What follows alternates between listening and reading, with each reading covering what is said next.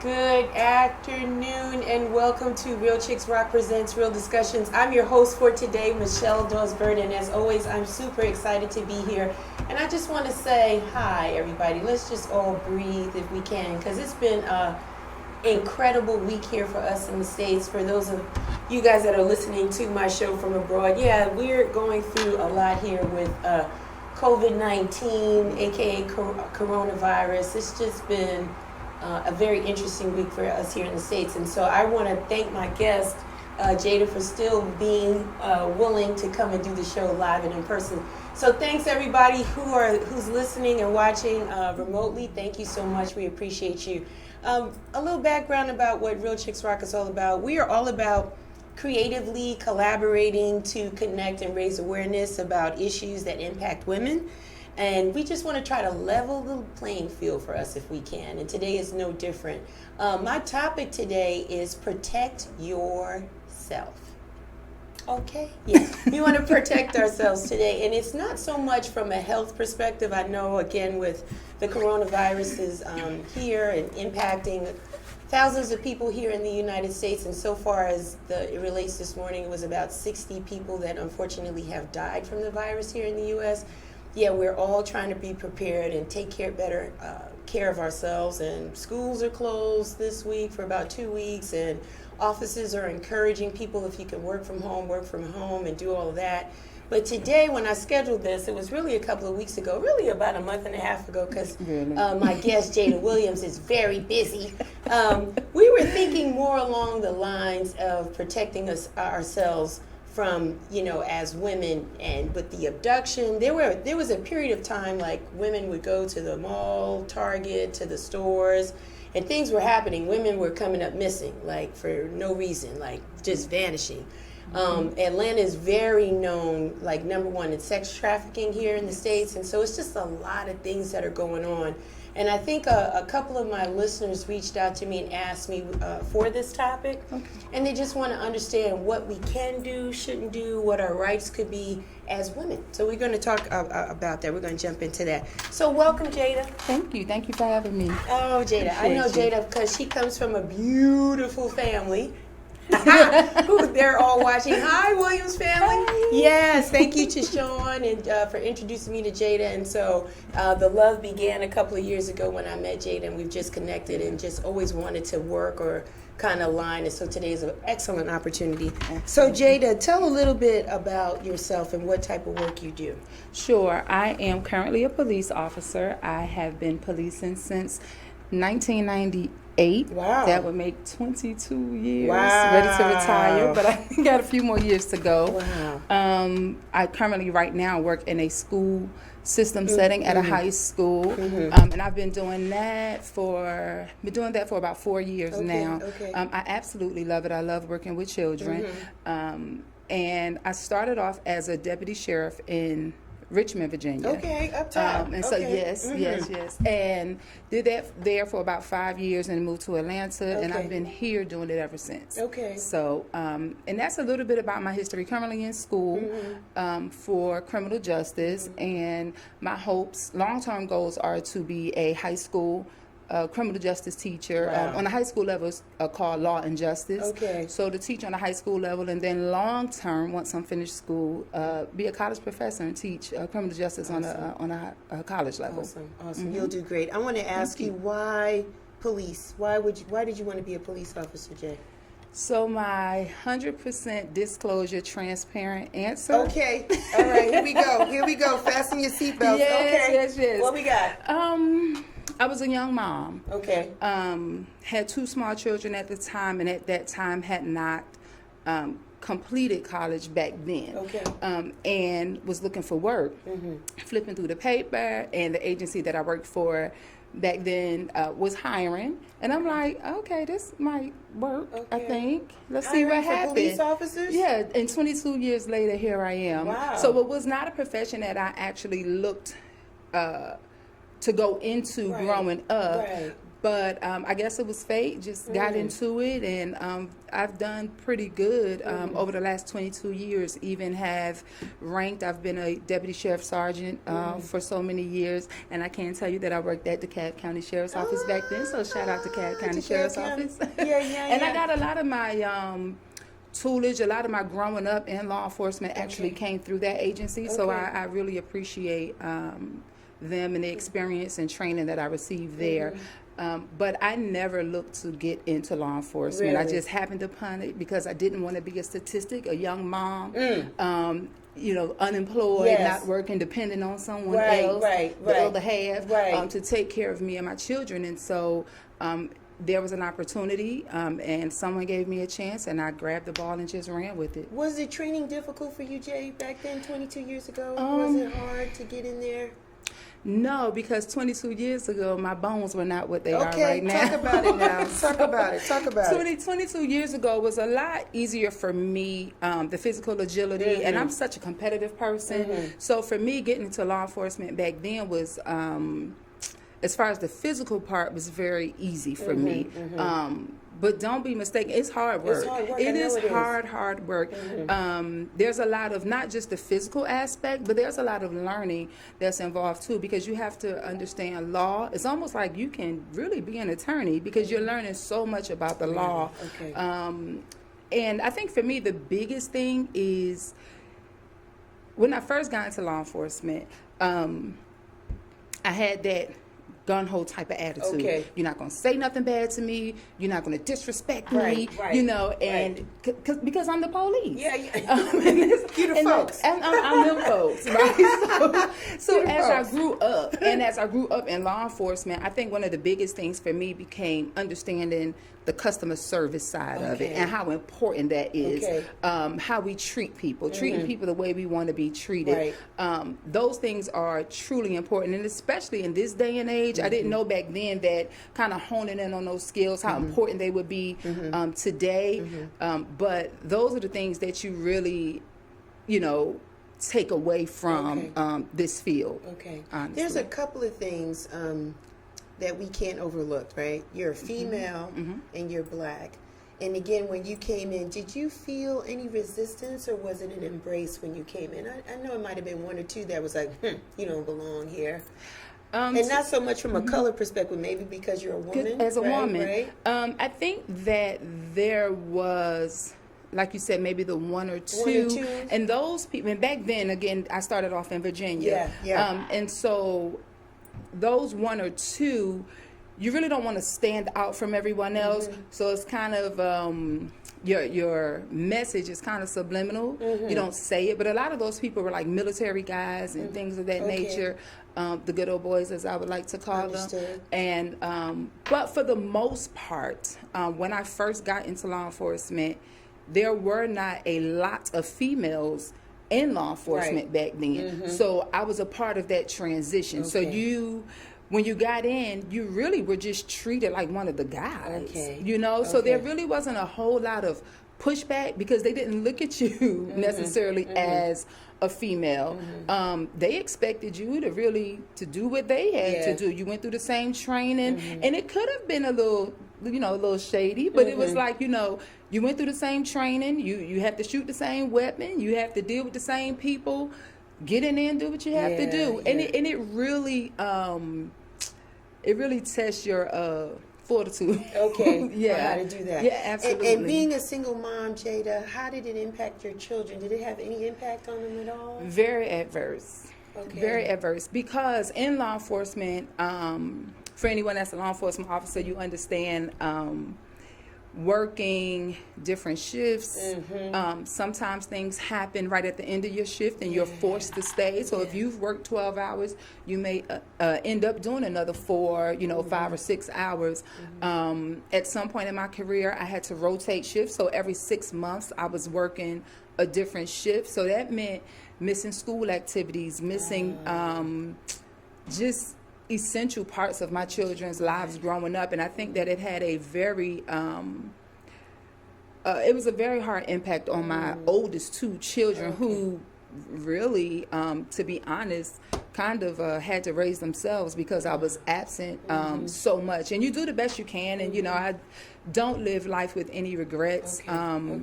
We do what we can, which is the reason why, for me, I now work in a system where for my youngest daughter, I police where she goes to school. So it helps when we're off at the same time. We can take vacations together. Wish that it had been like that for my oldest too, but it is what it is. And I think that it's giving them skills that they need as well, So yeah, it's rough though. It's very hard. But my kids look up to me. They honor me, and I appreciate that. I love you guys.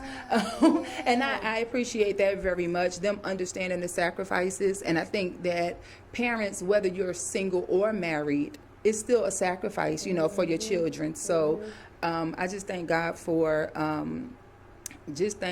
him being faithful, even when times where I felt like I really couldn't be. Because real talk, there's no promise that you're going to come back home. Absolutely not. And my kids worry.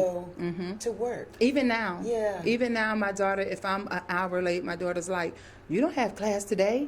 I'm like, "Child, I'm working," but they're very concerned, and I get it. And as a parent, I try to do my best to not have them worry. So even if it's just checking in throughout the day or calling, "Hey, I'm going to be late. Hey, don't forget, guys, I have school today." Random text messages. Those things are important. I think another thing that people should consider as well is in law enforcement, we have the highest rate of divorce, addictions, suicide. And so self-care is so important.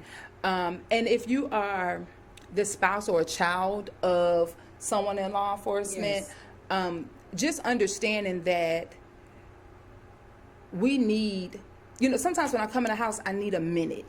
I need to, get all the day off of me, and I need a minute to just bring it on down, because I don't want to bring work home. One thing I know for sure is I turn off my radio as soon as I leave work. I don't want to hear any traffic on my radio. When I'm off, I try to, as best I can, ignore my work cell phone. I have a district phone that I have to keep on me. But I really try to just leave work at work and to detach 100%, because if not, you're constantly looking at emails, getting different alerts. And it's like that for me, even when it comes to the news. A lot of times I don't even want to know because I live in it every single day. So I need time for me. So yeah, but it's rough. Was it your children or just with your youngest? Did that help drive the decision to come out of doing law enforcement the way you were to come into schools? Was that the driver, or you just wanted to do something different? There were many different pieces to the puzzle. I think for my children was number one, because I saw again the downside for my oldest two and how it affected them. My youngest daughter has epilepsy and some other medical things stemming from that. And so it was important for me, especially being a single mom, to make sure that I was there for her. And I did not want her to go through those same emotional and psychological issues that my oldest two children went through. That was the first thing. The second thing was, as you get older, you get tired of chasing people. You get tired of fighting people. Come on, Christy Love. Exactly. One of my supervisors called me that. And so, you get tired of that. And for me especially, there was a passion for me in law enforcement that just wasn't there anymore. Traditional law enforcement. And I had to ask myself the question, what really makes me happy? Like, when am I at my best? And I love engaging people, and I love working with children, and I've known that my entire life. And so for me, it was like, how can I have the best of both worlds? And so I said, you know what? I'll go into a school setting as a resource officer. And of course, tons of people, you don't want to deal with those children. But I'm like, one of the things that I've learned is that a lot of the behaviors that we run from with these, with youth and with our students, stem from something else.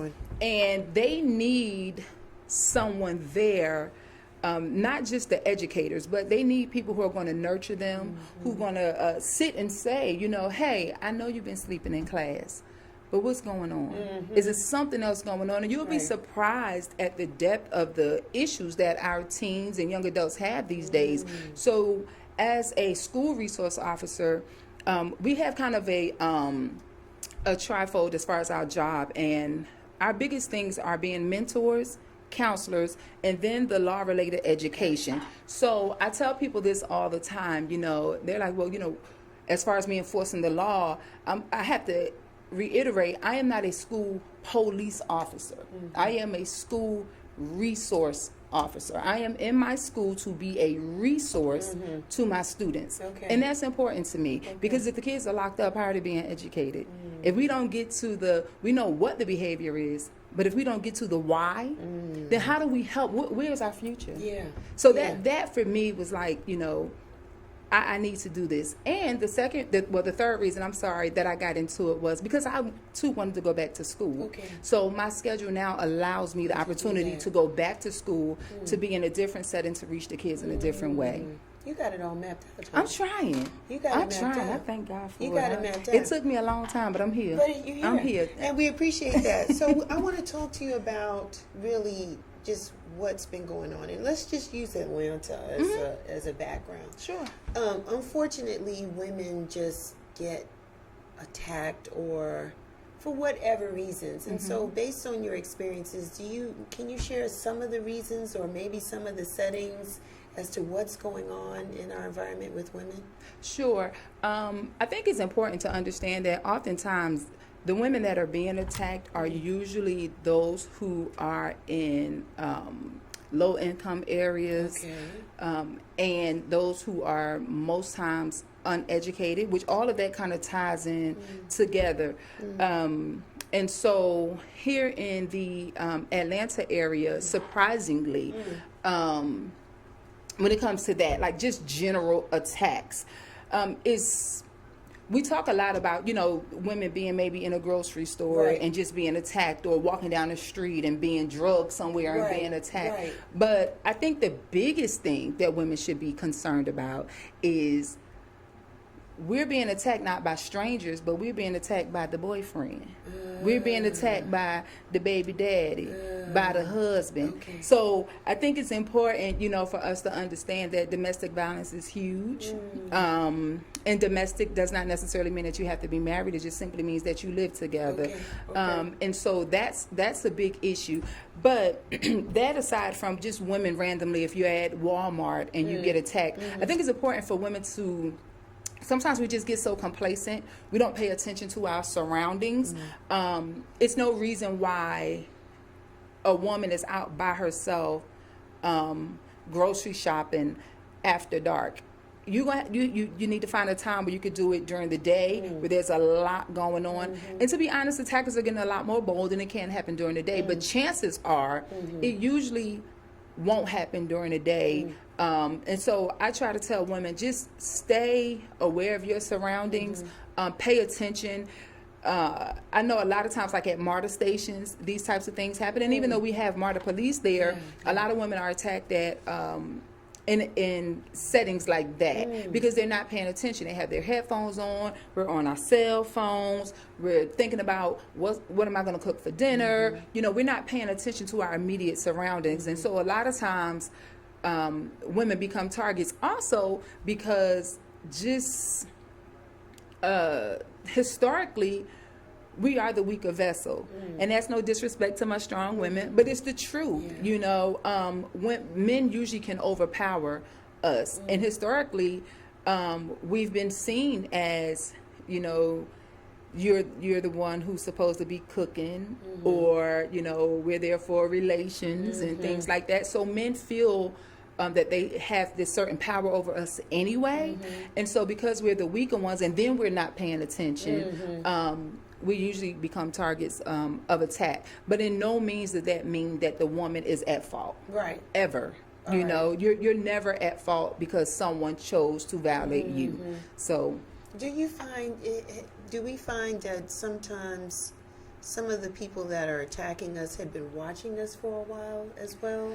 Or is it more of a just a spontaneous thing? It can go both ways. I think depending on, because no situation is ever the same. Okay. So you can't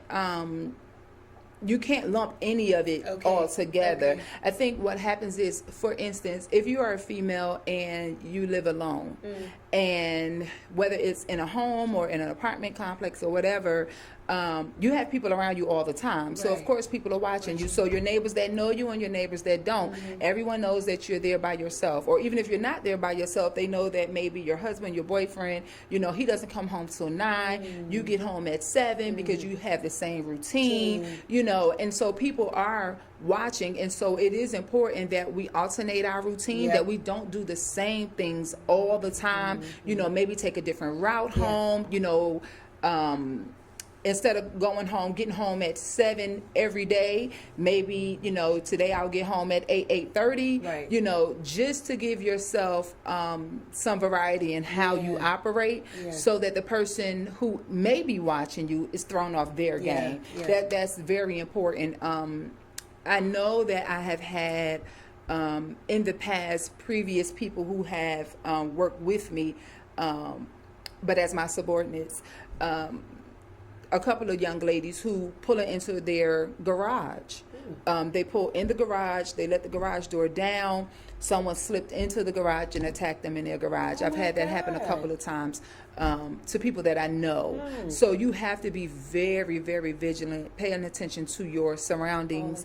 And like I said, changing your routine, because if I know you're going to get home at 5:30 every day, I'm going to wait for you, tomorrow at 5:30. So changing your routine is one of the biggest things that women can do. And another thing is just what I tell people when we talk about how we protect ourselves. A lot of times it's just using plain old common sense. You can't be so engrossed in what you're doing that you're not paying attention to the things around you. Yeah, because you could maybe deflect it better if you could see it coming. Absolutely. If you're aware of what's going on. I know we are, as women, our biggest thing is we are multitaskers, right? So we're doing multiple things at one time. We're on the phone, and it's bad for me. I'm going to just put it out there. And I try not to get out the car because I got a son, he's 12, I'm on the phone, people are calling, they're texting, they're doing kind of stuff. And he's talking to me too while I'm on the phone, I'm doing things because he's trying to get my attention on some stuff. And most times I have to just say stop. Like everything I stop. And I don't get out of my car until I'm together, until I'm present in the moment. And just looking around, because there's just so much that's going on. When you come off exit ramps, there's people soliciting, doing stuff, asking, panhandling, coming up, then people want to ask you for directions. It's all this stuff. I'm like, where's other people? Like, why are you asking me? Like, no, I don't necessarily. So sometimes I'm just like, the defense mechanism is automatically up. Absolutely. And I do take MARTA, to and from work. So yeah, definitely you have to pay attention, because there's just a lot of people and bodies, and the police is there, but they can't be everywhere. Right. And unfortunately, going to work, you go at the same time for the most. Right. For the most part, you're going to leave at the same time, but the expectancy coming home should be different.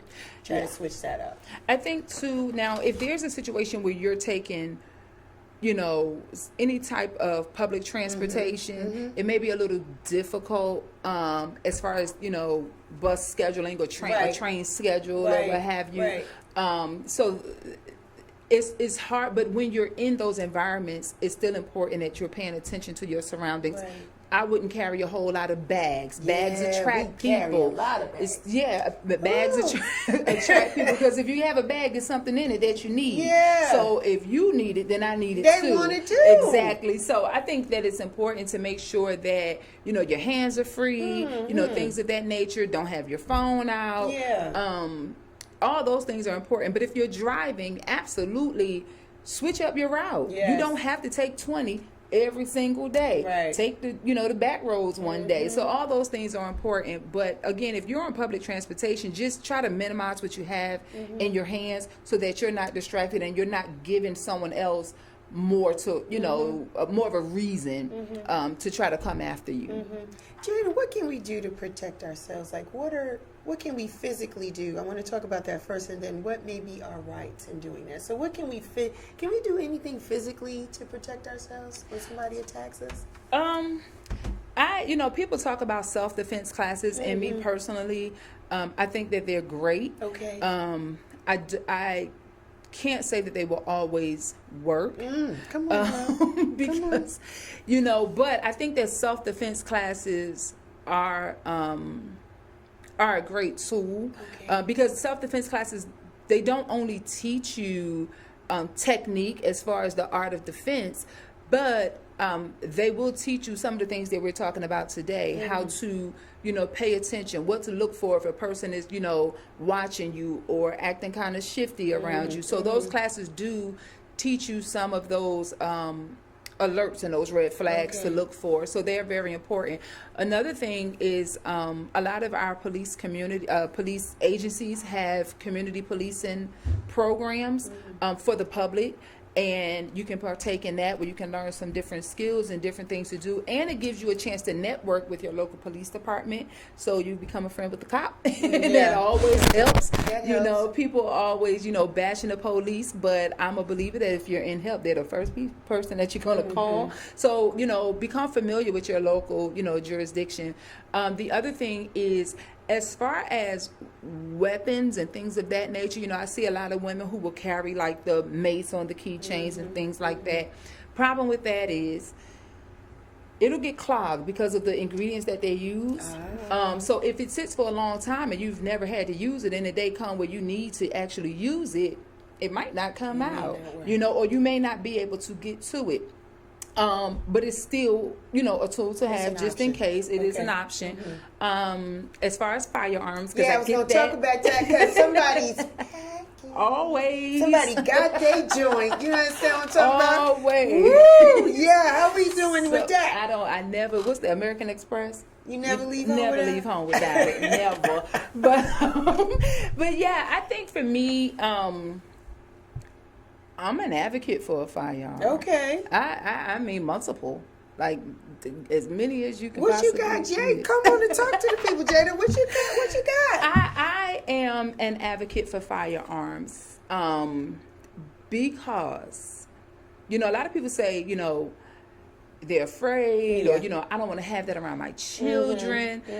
My thought process is that if I would rather have it and not ever have to use it than to need it and I don't have it. So, not just to have it, but it is so important, and I can't stress this enough, that you learn how to use it. Okay. That's important. If you're in the home, in your home, I would have something in the home that I don't want to tell people what to buy and what to use, but I would have something in my home that would help protect my home. I'll say that.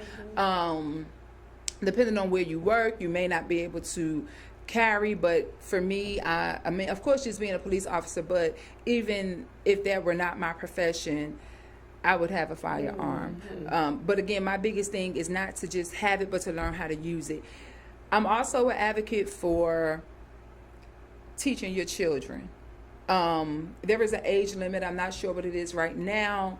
I know that you have to be 21. However, gotta say this so that I'm politically correct. When my children were younger, with a clear weapon, I taught my children what it was.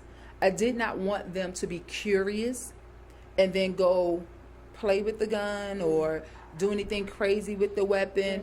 I did sit them down. This is not TV. If you shoot it and you shoot someone else, they are going to die. So I had those conversations, and I never had an issue with my children. For me, and I'm not suggesting this to anyone else, I do not lock my firearms up. I put them somewhere so I know where they are. My oldest child, who is still in the home, knows where it is if something happens.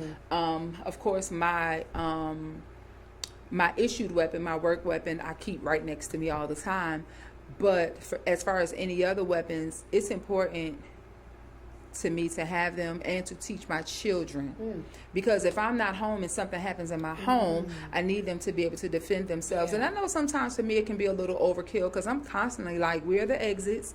If this happens, this is what we're going to do. Right. I'm always, and to go back to the last question, as far as us protecting ourselves, I'm always going over scenarios. I'm constant, like, Yeah. I'm probably paranoid, but I'm constantly, if someone comes in this door, how am I going to respond? How am I going to react? And I'm not thinking about how am I going to save Michelle. I'm thinking about how am I going to take this person out? What do I need to do to get the best vantage so I can, so I'm constantly, and I'm not, I don't want people to, and thinking about weapons and how do I protect myself, to think like I think. I think that my perceptions are a little jaded just because of my profession.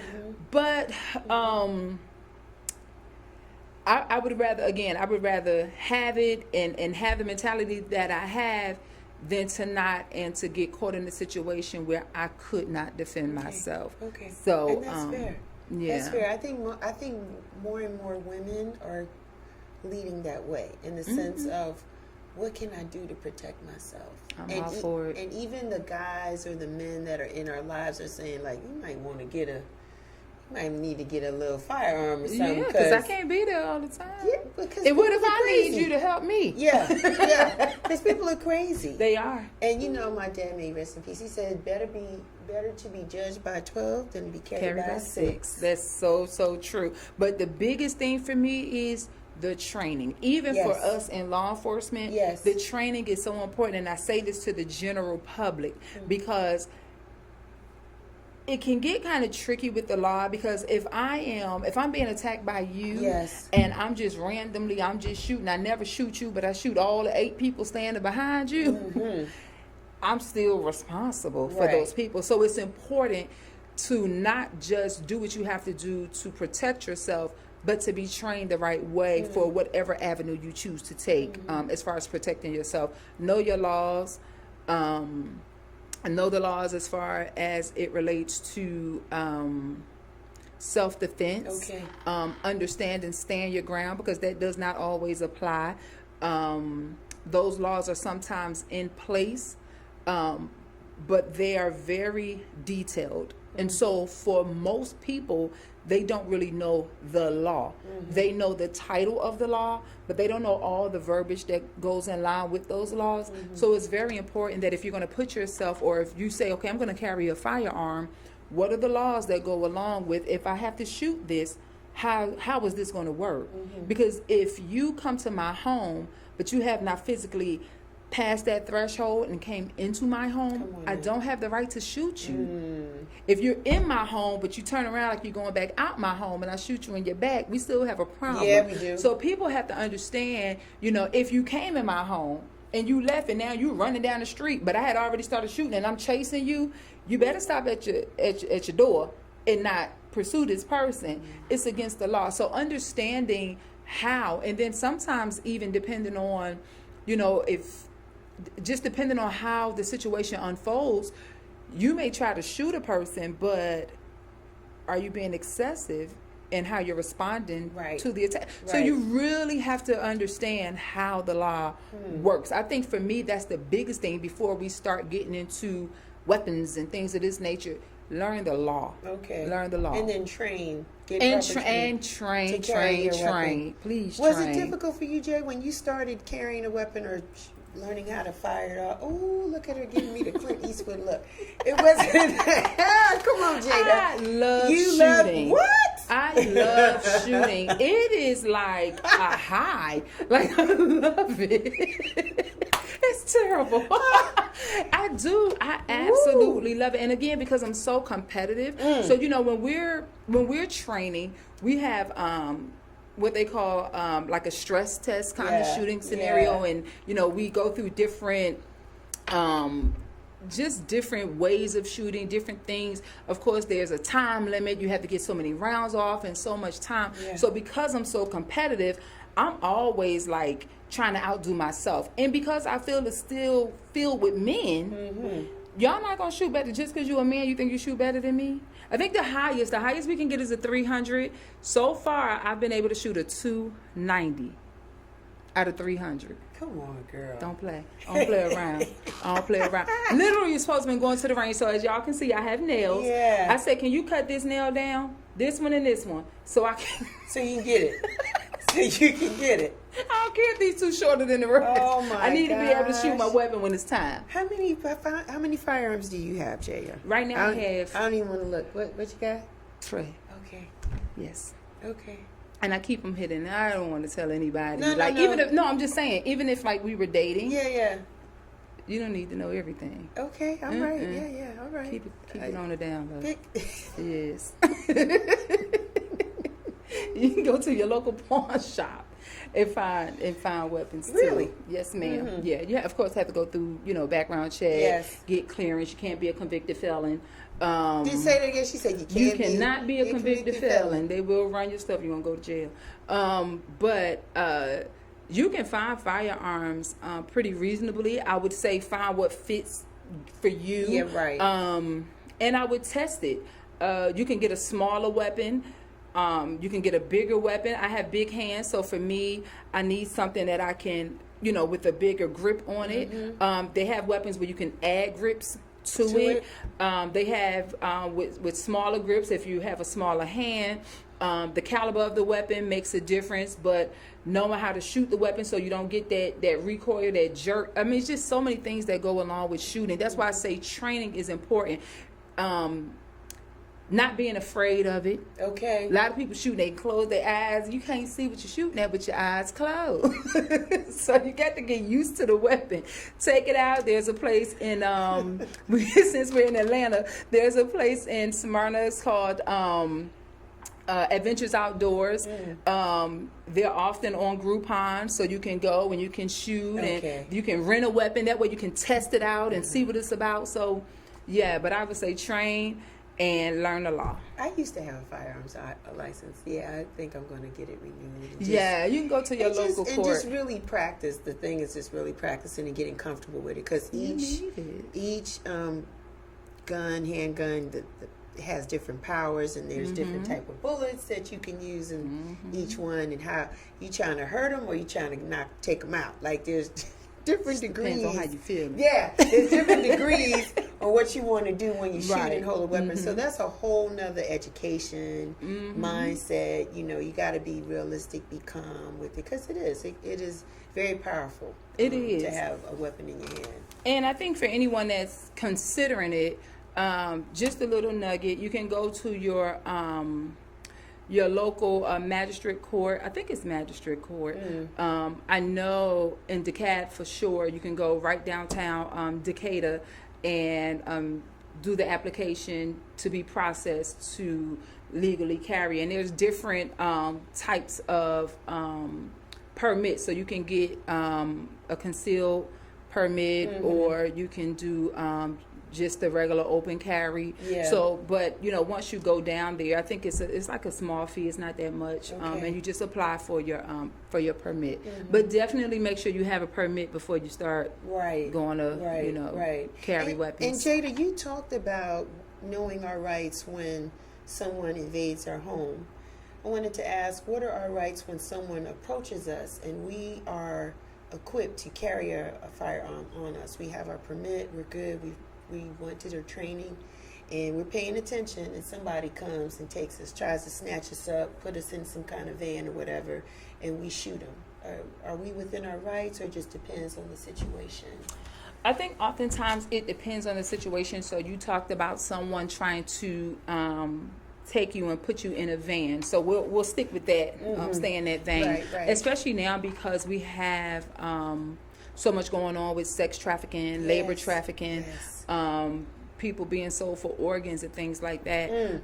If someone snatches you and they take you, they accost you and they put you in a van or something like that, and you are in reasonable fear of your life, you have to be able to articulate that based on whatever that circumstance was. Okay. And whatever recourse you take is what you take. But you have to be able to articulate that, because we have to understand that if you use a firearm, that is deadly force. So even for us, who are considered government agents, police officers, Right. We have to be able to articulate why we use the force that we use. So even for you as a regular citizen, you have to be able to articulate, this is what happened. This is, I was in a reasonable fear of my life, Right. and these are the actions that I took because of A, B, C, and D. So you really, now if I don't know, just something crazy, like you mad at your boyfriend and he tell you to get in the car and he grab your arm and you shoot him. Ma'am. It was Jada's face. It really wasn't funny, but her face made me laugh. The expression. That's what Jada's funny. the Jada's judge gonna do the same thing. Yeah, that's what the judge is gonna do. That's not gonna work. Ma'am. So we don't need that. No. You literally have to be able to articulate. Right. I was in fear. I thought I was going to die. Right. You have to be able to justify force. You do. Any force, but deadly force, you have to be able to justify it, because no one's above the law. No one, not even us, police. Did she give the look? She gave the look. No, No one. I know. So talk to me, Jada, about now that you've changed your role. You still have the passion, and now it's geared towards kids in schools. Are they coming to schools with firearms a lot? Not at my school. Not at her school. Y'all. But in general, just in general, I can't say if they're coming to school with firearms a lot. I can say that we don't get a whole lot of school shootings. Okay. Now, I know for my district, we do random school searches. Okay. And so we don't get firearms. I think since I've been where I am now, we may have recovered one firearm in the last 2 years. Okay. And it was never brandished. It was never used. It was just a tip we have a tip line, and it was a tip from a student, because that particular kid bragged to somebody else, I'm going to bring my, so-and-so's gun to school tomorrow. Right. Not to use it or do anything But crazy like that. Just to have it, because kids do stuff like that. that. And so we were able to recover it. There was no, of course there's disciplinary actions and things of that matter, but there was no pandemonium set in because of it or anything like that. So, but we don't get a whole lot of weapons. In general, I don't think that just when you look at schools case by case, individual schools, I don't think that you will get a whole lot of weapons on school grounds. I think what happens is that a lot of our kids will post. I don't believe that they don't have access to these weapons. Understood. Because they're posting them online. You see them online, and I have detectives at my school all the time. And a lot of times what will happen is these kids who are posting are getting likes by my children. So now they want to know, does this kid, not the one with the weapon, but this kid who liked the picture or commented on it, they go to Drew? It's plenty of schools, but I don't know. Yeah. So, and I'm just like, yes, that child does, but this child does not. And so I thank God for that I don't have a whole lot of issues like that at my particular school. And to that point, in the district that I'm in now, since I've been there, we haven't had any school shootings at all either. So, which is a great thing. That's excellent. Now, marijuana is something else. Yeah, that's different. But no weapons. So, for the young ladies that attend schools, high schools in general, are they getting attacked from males within the school or by other females? Is it pretty violent or aggressive in high schools right now? I think that kids fight. Okay.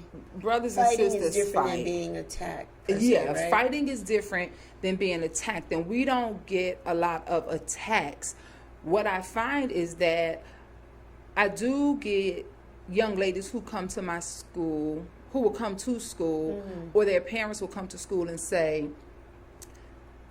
my daughter got a DM from this grown man saying that he'll give her money, he'll buy her clothes, or we'll have cases where someone is grooming our young ladies. And by grooming, I mean, I'll pay you money to do this. Something simple, you know, or, oh, your mom, you know, she don't buy you clothes. She don't buy, oh, okay, well, I'll buy you some clothes. I'll buy you food. So you start grooming. And so now I'm doing all these things for you. And eventually, you're going to want it back. Something back. You're going to have to give me something back in return. And that's a segue, ladies and gentlemen, into sex trafficking, which is huge, and especially amongst high school and college girls. They don't want us. We too old. Ma'am. But our young girls, yeah, they, you know, but these girls, I would say between the ages of 13 to maybe 24-ish. Yes. Huge target, and a very huge market, because sex trafficking is a billion-dollar business. It's a business. It's not just about, you know, let me snatch this person and then have sex with them. It's not about that, because then that would just be rape. Right. We're talking about, I'm going to sell you to the highest bidder. You know, we're talking about an exchange for weapons or drugs. This is a business. And contrary to what people believe, a lot of people believe that the area, you know, Clayton County, College Park, those areas around the airport may be the highest for sex trafficking, but it's not. The highest area for sex trafficking, labor trafficking in Atlanta is more of your northern area. Really? Because those people have more money. Cool. Okay. Yeah. Okay. So that's where you're going to get a lot of cases. Unfortunately, those numbers, even though it's happening, the numbers that are reported are not that high. So even with attackers, just regular women just being attacked, a lot of times, because a lot of it is more domestic, a lot of it goes undetected, because a lot of women don't even report it for reasons of shame or, you know, just the embarrassment of it all. They don't even report it. So the numbers, although they're high, in my opinion, I believe that they're much greater than what's actually being reported, because a lot of women just don't report. And you know, sometimes it's like, well, it won't make a difference. It won't. You know, I'm not going to say, that's what they say. Make a difference. That's what they say. It won't make a difference. Who's going to do anything? And it's already happened. It's done. Right. And it's been done the next time. Yeah, unfortunately. But what a lot of people don't realize is that there are a lot of resources, whether it's for sex trafficking. If you're a victim of sex trafficking, there are a lot of resources that are put in place for them, whether it's counseling, relocation, as far as the government helping to pay for housing for you and your family, especially if you come to the country as a victim of sex trafficking. There's different type of visas that you can obtain, whether it's a T visa or a U visa, and those are different types of visas that you can look into. But there are resources, but a lot of people believe that, and even for domestic violence, to that point, within your local jurisdictions, there are safe houses and a lot of other resources that they put into play for a lot of these women who are victims of domestic violence. But a lot of women don't know that, and so again, they feel like, what's the point? Who's really protecting me? What's going to happen from this point on? Because they don't know. We don't broadcast that. We can talk about coronavirus all day, but we don't flash on the news, hey, if you're a victim of, we don't talk about that. So a lot of women don't feel like anyone care. But those resources, ladies, are out there. They're out there. And I know for sure in DeKalb, I just did I don't know whether to call it a symposium or what have you, but with the DeKalb DA, assistant DA, we just did a little summit on sex trafficking. So I know that they have, specifically in DeKalb County, they have resources for victims of not only domestic violence but sex trafficking as well. Awesome. Shouts out to DeKalb County. Shouts out to a DeKalb lot County. of resources in DeKalb Come County. on now. A lot of resources, and they work very closely. They have task forces that work specifically for these types of things. I know DeKalb County Sheriff's Office, they have a domestic violence unit, and they specifically work in that realm. You can come at any time, 24 hours a day. The jail is always open. They have shelter. The jail is always open.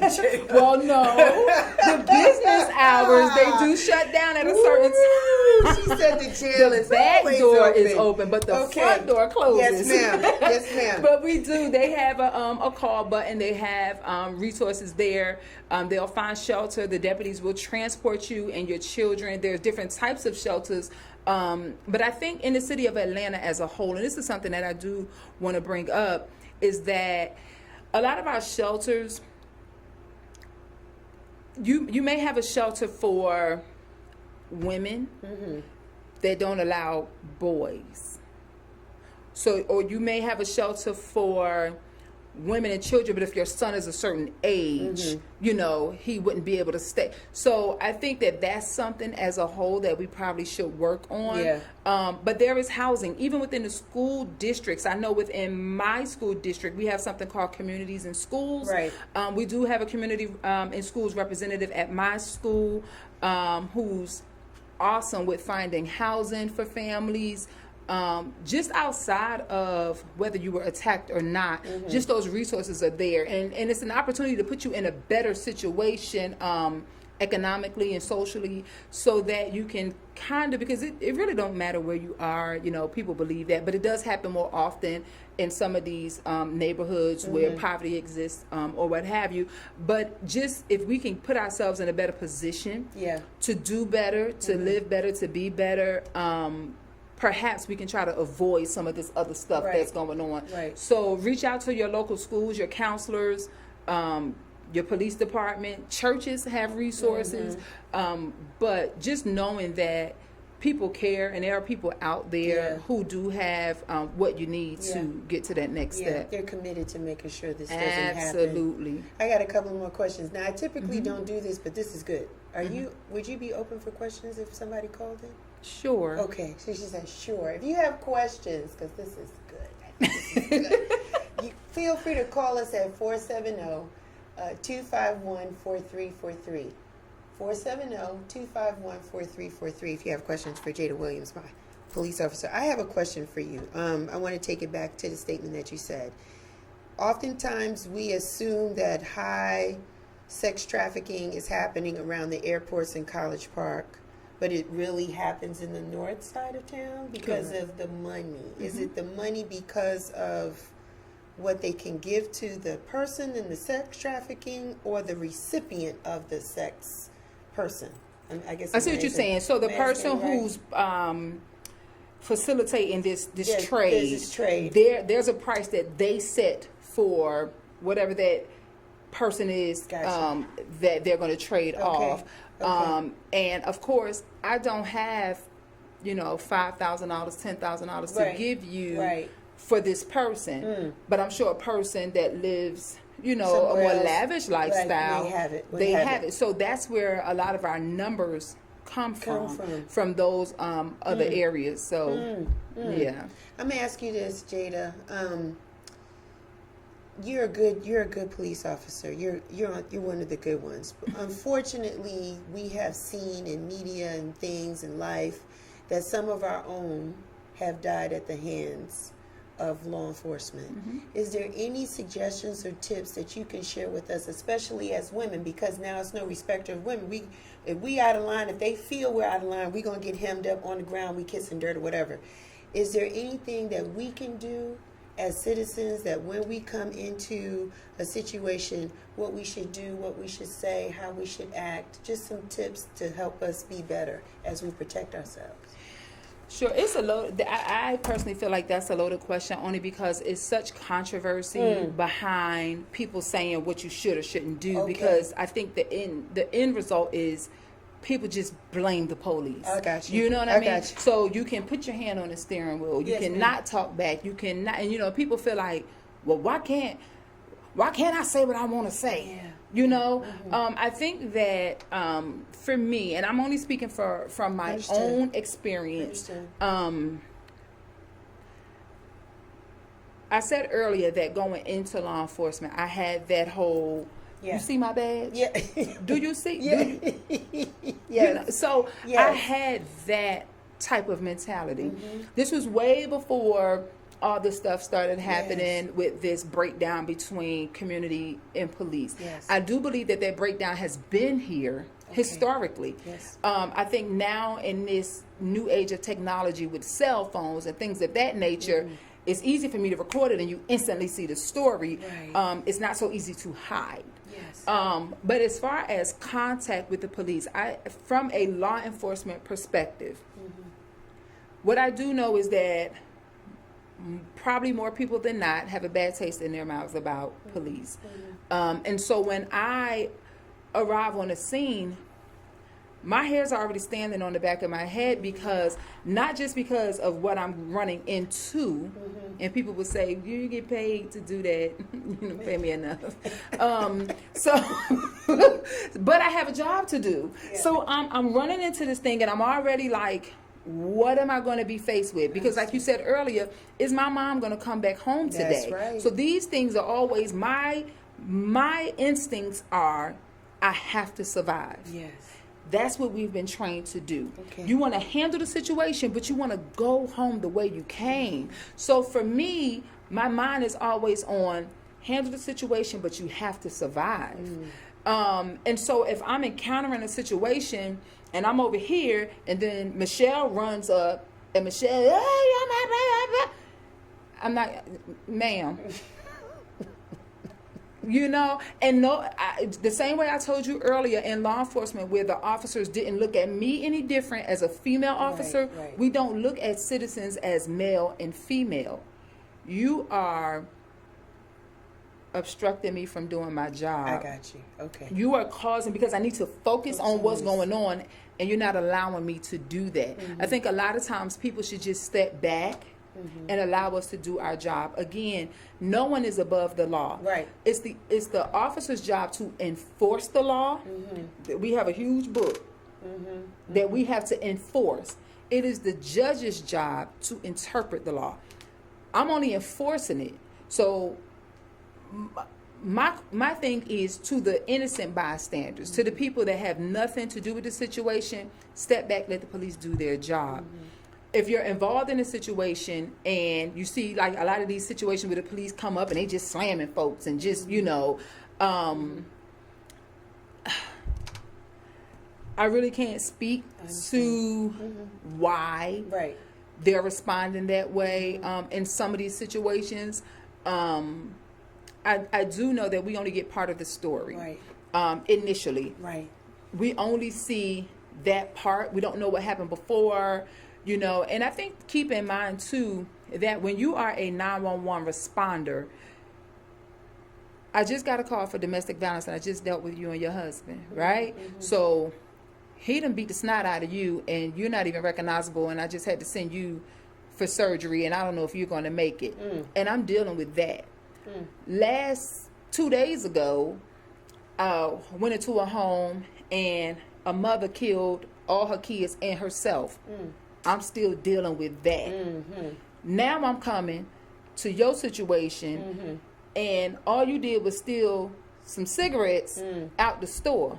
But I got all of this stuff on me. And all I'm getting from you is, enough for that, I ain't get.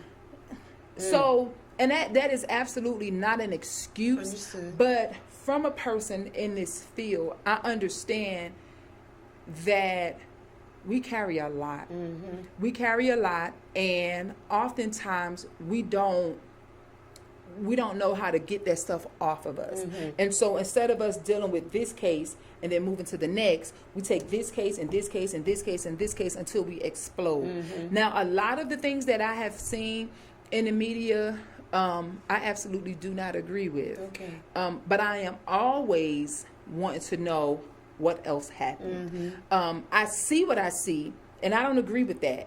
But what else happened? Right. And so I think as far as the citizens and how they respond to the police, I think it's important to understand that the police are doing their jobs. And even if an officer, I think I seen something on social media the other day, the part that I saw the officer was running up, something happened and I don't know what happened, but I saw him go back to a young lady and kind of slam her on the ground. A very small, fragile young lady, and that's what the media plays on. Right. This poor little girl, I don't know what caused him to do that. But for me, if it were me and I were a female and I was dealing with that same female, would it be that poor little girl? Or would it just be the female officer slammed her? Or it might be because people just don't like the police. You know what I'm saying? So, but for the public, how you respond to the police is to just let them do their jobs. Because at the end of the day, it's going to come out. Okay. It's gonna come out. Okay. You know? Again, some of these cases, like, I'm trying to show you my ID and you just shoot me. Why? Yeah. I would never be able to understand why. You know what I mean? I'm selling CDs and, you know, you choking me. Why are we choking people? Yeah. You know, so it's certain things that I see. Again, I'm always still asking what else happened. Yeah. How did we get here? But how did we get there? You know, but if they ask you to do something, just do it. You know, and to my fellow officers, you have to be mindful, you know, too, that you always have to just treat people the way you want to be treated. You know what I mean? If it's a volatile situation and I have to respond that way, it is what it is. But if I can de-escalate, if I can bring the stress level down, if I can take a minute to just assess what's going on, sometimes we don't even have a second. And that's what people have to understand in law enforcement. I have a split second in a very volatile situation to determine, what do I need to do in this situation? I don't have a minute to sit back and come up with a plan on how I'm going to get my weapon and go into the store and rob everybody in the store. And I'm going to take a Pepsi and I'm going to get some cigarillos and a few lottery tickets, you know, with this BB gun that everybody think is a real gun. I'm going to get a Pepsi? Yeah, the big one. Just saying. She said a big one. Yeah. I don't have time to plan. Right. I just know that I just came into the store and you got a gun. I don't know it's a BB gun. Right. I just see a weapon. I see people laying on the floor afraid. So if I come in and I say drop the weapon and you turn and you shoot it at, you point it at me. Yeah. In my brain for that split second, what is my response supposed to be? Yeah. So it's like, and I'm always asking, what happened before you saw me take the shot? You know, and that's why when we determine deadly force, there is a 3-pronged test that the officers have to go through. That's why I say know your law. Right. There's a battery of things that the courts will look at and say, did this happen? Was this in play? Did this happen? Did this happen? And if we can check those boxes off, it's going to be justified. If we can't check the boxes off, then it's not going to be justified. Right. So you really have to put your mind in, you know, what was that officer thinking at that time? What would a reasonable person think if they were in that same situation? And that's what a lot of people don't consider. What would a reasonable person do in the same situation? Again, some of these things I'm like, why did that happen? Right. But some of the stuff I'm like, come on, y'all. You know, we doing the best we can. You know, so. Okay. All right. You speaking at schools, Jada? What you doing? You on fire. Yeah. You speaking at schools? What's going on? Well, with my school, I do have a mentoring program at my school. Most recently, I've done a workshop with my parents in conjunction with my parent liaison at my school. But my goal is to eventually do some public speaking. Yeah. around that, there is one of my professors, I'll shout her out, Dr. Michelle Allen. She's an awesome mentor. And initially, when I decided to go back to school, I told her and Dr. Philip Neely, Dr. Neely, if anyone's watching, a lot of people probably know Dr. Neely. He's probably Atlanta famous. But Dr. Neely's a cool guy. And when I first went in, I said, well, I'm going to get my degree in sociology. And Dr. Neely sounded like an old Baptist preacher. It's like, for what? And I said, because that's what I want to do. And he said, well, in criminal justice, you can do so much. I have a degree in criminal justice, and here I am teaching it on this level. You can do public speaking, you can do this, you can do that, and you don't realize that there's a need for conversation. Yes. And, for me, I think that eventually I want to get involved with, public speaking and to empower women. Especially. We like especially. that part. We like yes, that part. yes. We like that part. Because I don't think that women, I don't think that women truly know their power.